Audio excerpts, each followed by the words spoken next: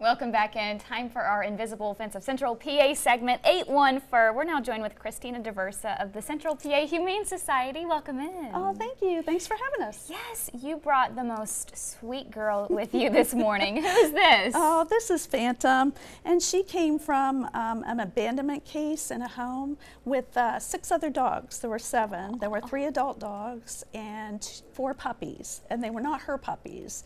So, and they had very, very bad fleas, and also were probably fighting amongst themselves. As you can see, she's got scabs all over her and scars on her face. And My goodness. they had an open bag of food. That was it. That was it. So yeah. So you see these cases, and what's kind of the first thing that you guys do when you retrieve these animals and obviously get them into the shelter? What's that like? The first thing we do is we kind of have, depending on the size of the group, we just have everybody kind of comes together and we do flea treatments and shots and deworming, that kind of thing, to make sure that everyone's treated. We have them separated from the general population, and then assess if they need medical care. You know, who needs medical care. So in a case like this, you said she's only been at the shelter like 5 or 6 days. Yeah. So it's gonna, and obviously her coat, you know, you said just some bathing and getting her on a regular diet, you know, is going to really help her and bring her back out of her shell. Right, exactly. Just for an example, they assessed her originally at 7 years old because of the tartar on her teeth, but underneath the tartar, the teeth are actually young. So she could be as young as 2. Yeah, kind of hard to tell. Well, she's just so, her temperament, and she's so small. She seems, you know, and that's the thing too, as you were saying, is to go through something like that, so traumatic, and for her to be so gentle and sweet, and you said forgiving. Oh, it's amazing how much the animals can be forgiving, you know, based on what they've gone through. It just really is. So they really are just looking for someone they can trust and some TLC and just be able to be a dog. Exactly. Yeah. What kind of family do you think would be best for her? Oh, I think she could go with anyone. She likes dogs. She was a little fearful of a cat, but she would be great with kids. She'd be a fantastic family dog. Yes, she's wonderful. Yeah, and she came in, I don't know if you have the pictures, but she came in with 2 adult dogs. Oh, those are the puppies. We don't know. Each one of them is different, but they're all the same age. That's hilarious. Oh my goodness. So yeah. So the whole group was together. They were all locked up together, and the pit bull that we took in, she's covered in scars and wounds and scabs and everything too. So we don't know what they've been through. Not at all. And how long, you know, in a confined space like that. It's just really, really sad. And I mean, just what you guys are able to do for these animals, because you don't have a lot of space or room, but you can't really turn anybody away. Yeah, and there was, you know, I mean, at times we do have to say no, but at other times we'll take in animals just because they just don't have, they need to be there, they need care. So, and since we took in the 7 dogs, we actually took in 11 dogs in 2 days, and we just had to kind of close down for a little bit to allow us time to clean and assess the dogs that we have so we can get them out. But then again, we turned around on Sunday and 5 to 6 dogs went out. So there you that's go. the good news. Kind of regroup and then get them back out into the world. Right, exactly. Yes, my goodness. And of course, you know, treating these animals and caring for them on a daily basis, it takes a lot of time, effort, energy, money. What's the best way for people, like what are some of the needs that you guys have at the shelter?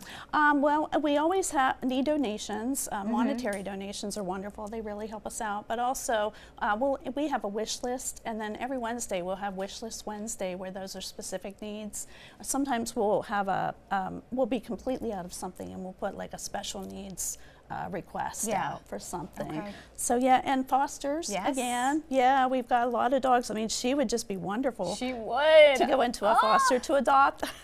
She's just the best girl. I can't get over it. Yeah, and she's fearful a little bit. Yeah, a little timid, but she'll come around. You can tell. Yeah, once we got her outside, she was just a completely different dog. She was frolicking and kissing and jumping and saying hi. Oh my goodness. Yeah, Look at her. I mean, she's doing extremely well for everything she's been through. And you have some kittens again? We do, up at Petco.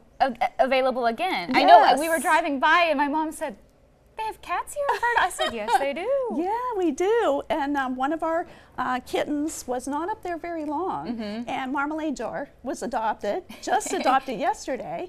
So, and then we have Tika Jr., who's been there for a while, so she's now almost going into a young cat, not so much a kitten anymore. Okay. But then we have, you know, 4 other kittens up there that are available. So come fill out an application down at the shelter, and if your application is accepted and cleared, then we'll give you a call and you can come up and visit with the kittens. That's wonderful. Lots of different ways to, you know, give back, help out, and contribute, and, you know, potentially find a great pup or kitty for your home.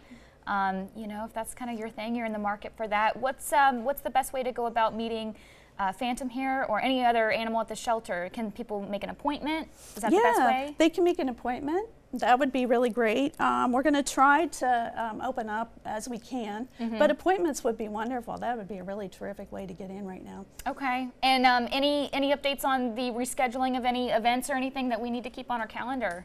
Oh yeah, the hot air balloon is Yeah. being rescheduled, and there will be tickets that day, October 20th and 21st. So that's exciting. So You still want to go up? Yeah, cross your fingers for good weather. Yes, let's hope. So, oh, I did want to mention that our phones have been down. You said that. Yeah, if anybody has trouble, please email or message our Facebook page to reach us. So Yeah, find a way. Yeah, please do. We're still there.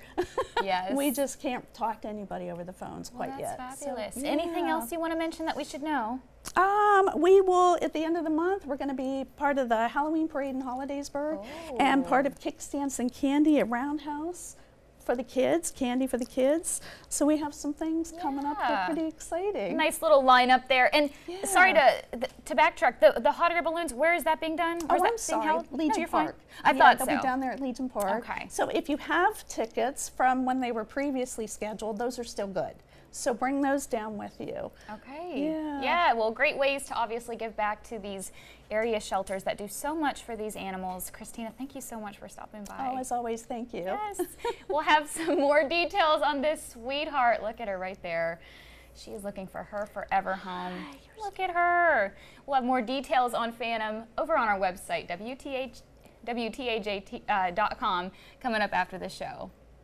Coming up, though, we're going to be checking in with the Heartslog Festival. They're gearing up for their 47th year. We're going to have more on what you can expect coming up. Sat around laughing and watched the last one die. Yeah, remember that classic Foo Fighters song? Well, it turns out the band's going on tour. We've got those details coming up next. Studio 814. This 814 segment is brought to you by Invisible Fence of Central PA.